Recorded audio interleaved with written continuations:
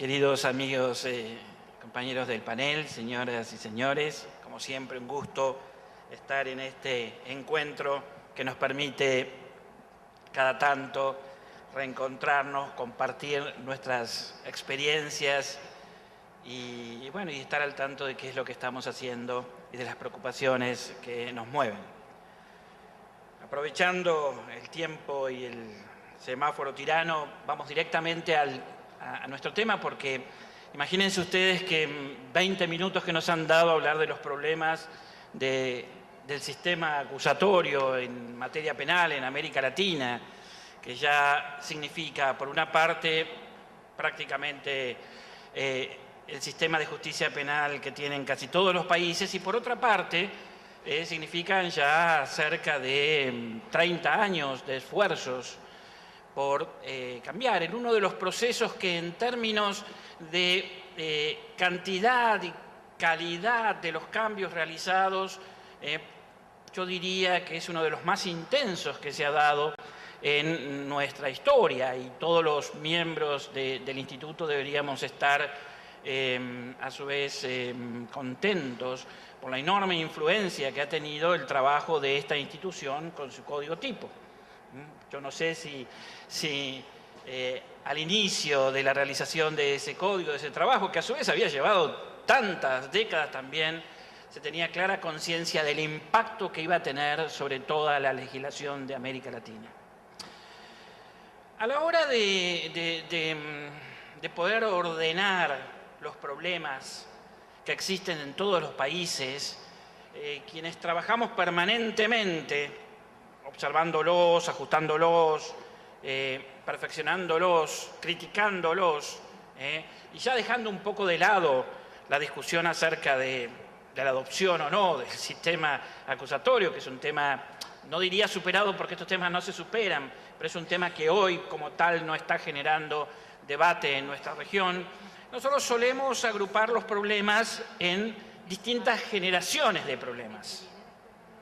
Distintas generaciones de problemas que no significan que los problemas de primera generación hayan sido superados, sino que son los que primero aparecieron y de ahí quedan instalados en la preocupación de la región, hasta que en un tiempito aparecieron los problemas de segunda generación. Y hoy hablamos ya de los problemas de tercera generación y estamos viendo cuando consolidamos el análisis con una cuarta generación de problemas. ¿Cuál ha sido la primera generación de problemas? Bueno, ahí sí, estamos hablando de los primeros años de la década del 80, fue el diseño mismo de los nuevos sistemas acusatorios e instalar en una América Latina que venía de una tradición distinta, inquisitorial por vía española o inquisitorial por vía del sistema mixto francés, instalar la idea de la división de funciones. Este fue el primer problema. ¿Y en qué quedó instalado este problema al día de hoy? Bueno, en diseños legislativos defectuosos. Hoy, posiblemente, en los cerca de 30, 40 nuevos códigos, habrá menos porque México ya tiene uno solo, digamos, así que... pero bueno, más cerca de 30 códigos procesales que tenemos en nuestra región, el diseño del sistema adversarial ha sido imperfecto hasta hoy. Eso significa que la división de funciones entre lo que le corresponde al fiscal, la división de funciones, lo que corresponde al defensor y lo que le corresponde estrictamente al juez, no fue delineada con toda precisión. ¿Ha sido este un problema importante? Bueno, lo es no por la influencia directa de la legislación sobre la práctica, sino porque cada uno de esos errores de diseño significó dejar una puerta abierta a una tradición que opera y que inmediatamente se consolida a través de esa ventana abierta. Es decir, son sistemas acusatorios con agujeros por los cuales se filtra el sistema inquisitorial. Yo creo que en todos los países está ocurriendo esto. De ahí en más comenzó una tarea reparadora que es justamente taponar esos agujeros que se expresan en facultades inquisitoriales del juez, que se expresan en facultades inquisitoriales de los fiscales, que no entienden que tienen que jugar un juego adversarial y no un juego al estilo del juez de instrucción, que se expresa en formalismo de la defensa. Bueno, podríamos, no me da el tiempo como para hacer un desarrollo de cuáles son esas ventanas por las cuales donde la tradición inquisitorial se ve. Pero ese es el primer problema. Problema que se acrecentó por las contrarreformas que se producen casi de inmediato y que las conocemos de memoria, porque no bien se aprueba un nuevo código digamos, acusatorio adversarial, ya sabemos que a los 3 o 4 años se va a retocar el sistema de prisión preventiva, se van a tocar algunas facultades policiales, se van a tocar, es como un ajuste necesario que se da en el sistema y que ya lo conocemos. Entonces, primer crítica que le tenemos que hacer al modelo acusatorio hoy en América Latina es que tiene todavía una deficiente, digamos, concreción legislativa. Yo dudo que esto tenga demasiada importancia. Es decir, en mi experiencia, no puedo hablar de otro lado que de allí, los defectos legislativos no son determinantes para enfrentar los mayores problemas que tiene el sistema acusatorio en América Latina. Con cualquiera de los códigos que hoy están vigentes en nuestros países, podríamos hacer las cosas mucho mejor de lo que lo hacemos, sin ninguna duda. Lo único es que, insisto, consolidan tradiciones, que es la masa real de influencia que está allí. Segundo problema de primera generación que sigue impactando es el problema de la implementación. No conozco, yo he trabajado en muchos procesos de implementación, no conozco ningún proceso de implementación que haya sido, digamos, ideal o que haya sido bastante razonable. Hemos tomado como punto de referencia el proceso de implementación chileno, pero nunca logramos emular o tener como constante lo que tuvo el proceso de implementación chileno, que era un elemento extrínseco al proceso de implementación, que era la suficiente estabilidad política en el proceso de cambio, de tal manera que uno tuviera 10, 12, 13, 14 años para trabajar en la misma orientación. Aquí en esta asamblea hay muchas personas que han trabajado en los procesos de implementación de sus países y sabe que la implementación ha sido más bien una tarea de canotaje en los rápidos que ir tranquilo, con 12 años de implementación en el mismo sentido, con lo cual obviamente se puede trabajar de una manera. Es decir, los otros elementos que siempre se señalan, que se diseñó mal o que se implementó mal o que no había previsión, han sido menores frente a eso. En el resto de los países hubo que implementar los procesos de reforma con zigzag, pérdidas de liderazgo, remansos donde nadie sabía si se implementaba o no, con el boicot muchas veces de los tribunales superiores que no querían implementarlo, con el boicot clavado de las policías. Ese fue el contexto. Pero hay que destacar, yo estoy haciendo una conferencia crítica, primero porque nadie duda acá de mi profunda adhesión al sistema acusatorio de tipo adversarial, así que puedo criticarlo con absoluta libertad, porque este es el tema que nos pone hoy, que tengamos la madurez ya de ponernos a criticar a fondo los sistemas acusatorios. Los procesos de implementación han sido desprolijos, despeinados, digamos, sin consolidar elementos. Hay una dimensión de esos procesos de implementación que sí sigue perviviendo, que es la escasa, nula y a veces patológica incapacidad de planificación de las organizaciones judiciales. Hasta el día de hoy, los cambios, los ajustes que hay que hacer, quienes tienen a su cargo la planificación o implementación de estas reformas, tienen una enorme incapacidad para hacerlo, por lo cual me parece que es un objeto de estudio que hay que hacerlo. El efecto normativo, entonces, para terminar con estos problemas de primera generación, el efecto normativo, la falta de un diseño normativo más claro está allí, no creo que tenga tanta influencia como para entretenernos demasiado en el diseño normativo. Los problemas de implementación más bien están marcando una especie de dificultad muy grande de las organizaciones judiciales para planificar e implementar, que es algo que hay que hacer inmediatamente.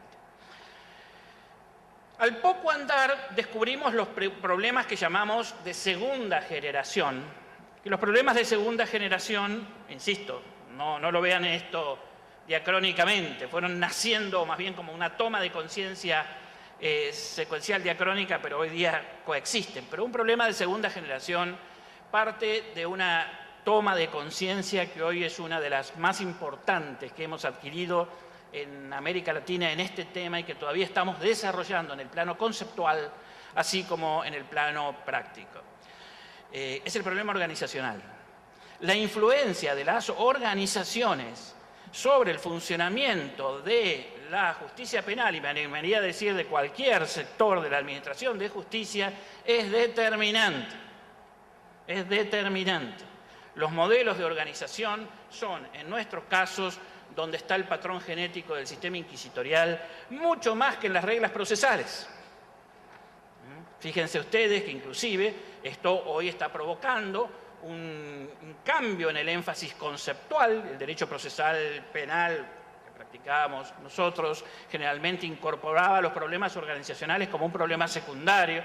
Por más que alguien dijera existe un derecho de la organización judicial, eso no alcanza, no es simplemente elaborar un capítulo descriptivo en nuestros manuales acerca de cómo es la organización judicial y los problemas de competencia, sino que la imbricación entre las reglas de juego y la organización que tiene que poner en práctica esos sistemas tiene una centralidad que todavía no le hemos reconocido ni siquiera en el pensamiento teórico y menos aún en las investigaciones empíricas que son todavía muy escasas en nuestro país. Esta profunda imbricación de lo organizacional se ha manifestado, en primer lugar, en una crítica y en el rediseño de nuevos modelos de funcionamiento de los ministerios públicos fiscales, de las fiscalías.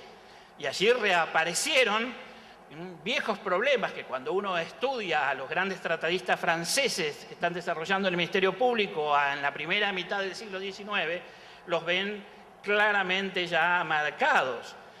No solo el abandono del trabajo celular entre ministerios públicos, que ya en muchos países de América Latina se ha abandonado, sino el estudio sobre la ubicación institucional del Ministerio Público, que no es solamente un problema de decisiones constitucionales, sino de modelo de organización. El hecho que también deberíamos tomar nota de que el Ministerio Público no puede ser pensado como un poder requirente, cuando es una organización que en su gran mayoría toma decisiones propias de gran magnitud. Y si fijan ustedes, esto ya está en los orígenes franceses del Ministerio Público, es decir, no podemos pensar al Ministerio Público bajo las categorías del corpus teórico del sistema mixto. Esto ha sido un gran aprendizaje. El pasaje del sistema acusatorio adversarial en América Latina está significando un esfuerzo por abandonar el modelo teórico de lo que yo llamo el corpus teórico del sistema napoleónico, que es el dominante todavía, pero que es insuficiente para dar cuenta de los problemas de los sistemas acusatorios adversariales de América Latina. Esto pasa en el Ministerio Público. Se pasó de un Ministerio Público con una organización poco permeable a la víctima a una que es más permeable a la víctima. La discusión sobre el Ministerio Público de Fiscalías Ordinarias y Fiscalías Especializadas dio lugar a otros ministerios públicos que trabajaban con subprocesos de trabajo distintos. Es decir, hoy hay una enorme preocupación de cuál es el modelo de Ministerio Público sobre esta base del entendimiento de que esto tiene una influencia enorme. El segundo modelo de organización que impacta y aparece como un problema inmediatamente es el del juez. El del juez. Es cierto, el problema del juez, con su modelo otra vez, con su modelo celular de organización, de juzgados, de tribunales, de rigideces, donde el juez termina siendo el gerente de una cohorte de asesores que le hacen los fallos, es un modelo de juez totalmente, es un modelo de organización del juez totalmente incompatible con las necesidades de control de un sistema dinámico como los que estamos tratando de poner en marcha. Ahí aparecen los problemas de los colegios de jueces, de la horizontalidad, las nuevas oficinas judiciales, un deslinde conceptual también alrededor de qué es, así como tuvimos que trabajar mucho para deslindar lo que era trabajo propio de los fiscales del trabajo de los jueces, hoy hay que hacer un deslinde enorme para determinar dentro de lo que quedó en el campo de lo estrictamente judicial, aquello que es estrictamente jurisdiccional. La práctica escrita genera una zona gris entre lo administrativo y lo jurisdiccional que se aprovecha siempre en desmedro de lo estrictamente jurisdiccional. Si esto lo dijéramos de un modo simple, diríamos, nos cuesta sentar a los jueces en la sala de audiencia. Cuesta horrores sentarlos en la sala de audiencia. A veces hay que llevarlos a la fuerza. Suena raro que 4 secretarios estén llevando al juez y lo sienten, pero es lo único que nos falta para llevarlos y que cumplan con esa tarea y de que estén 6 horas sentaditos en la sala de audiencia escuchando a las partes y fallando. Pero eso tiene que ver con los modelos de organización judicial que están bastante menos extendidos, vienen más atrás que los modelos de Ministerio Público. Y el tercer modelo, que es el modelo de organización de la defensa, que es un modelo de organización de la defensa que arrancó con ventaja en América Latina, luego comienza a burocratizarse, fácilmente se sobrecarga. Nosotros tenemos hoy día una hipótesis, o mejor dicho, una pregunta de investigación, que es acerca de por qué razón las organizaciones judiciales propenden y se dejan sobrecargar. La sobrecarga de trabajo, de las cuales seguramente todos darían cuenta, no es un simple hecho. Es una práctica de los sistemas judiciales para la cual trabajan a favor buena parte de los operadores del sistema judicial. Se dejan sobrecargar.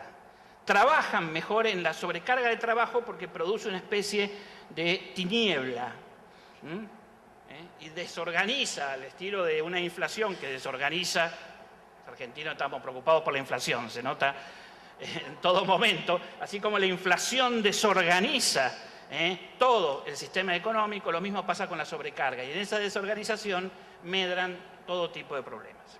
Tercer generación de problemas tiene que ver cuando ya el sistema de justicia penal nos dejamos de preocupar preferentemente de los problemas instrumentales, es decir, esta idea originaria de que no teníamos los instrumentos adecuados para enfrentar los problemas de criminalidad y de libertades públicas, y ahora nos enfrentamos a esos problemas. Y aquí nace una tercera dimensión de problemas muy compleja. Primero, los ministerios públicos no están demostrando que estén a la altura de los desafíos que la nueva criminalidad le genera a la sociedad. Y esto, así muy puntualmente, porque serían también cada uno de ellos objeto de un seminario, no hemos logrado un tipo de trabajo adecuado con la policía, policías que a su vez no han logrado todavía reformarse. La reforma policial en América Latina, sobre todo la reforma de la Policía de Investigaciones, está en veremos, y todos sabemos que esa es la segunda parte de la reforma de la justicia penal. Nos va a llevar también bastantes años, está planteada, pero nadie tiene las espaldas políticas todavía para enfrentar ese problema. En segundo lugar, se carece de toda información relevante y de métodos y de prácticas de análisis sobre los fenómenos criminales, de tal manera que el diseño de la persecución penal se vuelve bobo frente a fenómenos de criminalidad altamente complejos. En tercer lugar, el sistema de investigaciones, que no es solamente policías y Ministerio Público, sino todo un conjunto de herramientas que el Estado tiene de sobra, no están coordinados ni puestos en línea para actuar conjuntamente. Y por último, las relaciones y el aprovechamiento de las relaciones sociales, de las relaciones de la víctima, en esto que va desde lo que se llama inteligencia social hasta el acompañamiento, la protección y la orientación a las víctimas, tampoco está actuando adecuadamente, y el dolor de la victimización se convierte en un dolor social sin adecuada gestión social. Y esto siempre termina mal y revuelve sobre las personas. Ahí tenemos lo que llamamos los graves problemas de cuarta generación. Respecto de los jueces, tenemos algo parecido. Los sistemas políticos, yo lo escuché escuchaba a Ramiro, pasa por todos lados, Rodrigo, pasa por todos lados en todos los países, la democracia no está dejando que crezca un juez independiente. Esto pasa en toda América Latina porque el juez de la democracia sometida al Estado de Derecho necesita resolver demasiados problemas y no estamos construyendo un nicho de independencia judicial real. Esto es un problema de fondo. Y esto no es un problema de mayor o menor capacidad personal y ética del ciudadano que haga de juez. Y con los valores éticos pretendo enfrentar este problema, voy a durar 2 minutos y terminaré según la fortaleza de mis valores éticos, o doblándome, o en la cárcel o afuera. Pero hay un problema de fondo. La estructura institucional que tenemos no está pensada para jueces independientes. Y esto no es un problema de los políticos externos al Poder Judicial, es un problema al interior del Poder Judicial, donde todavía no hemos tomado conciencia que en la medida que tengamos tribunales superiores que tienen un gobierno centralizado, una administración centralizada, una disciplina centralizada, mientras sigamos sosteniendo el carácter piramidal que fue un invento inquisitorial, entonces allí no hay espacio institucional para los jueces independientes. Ahí tenemos un problema que excede a la justicia penal, pero que se marca muy fuertemente, porque ustedes saben que en la justicia penal siempre estallan preferentemente los graves conflictos y los problemas de intereses contradictorios de la sociedad.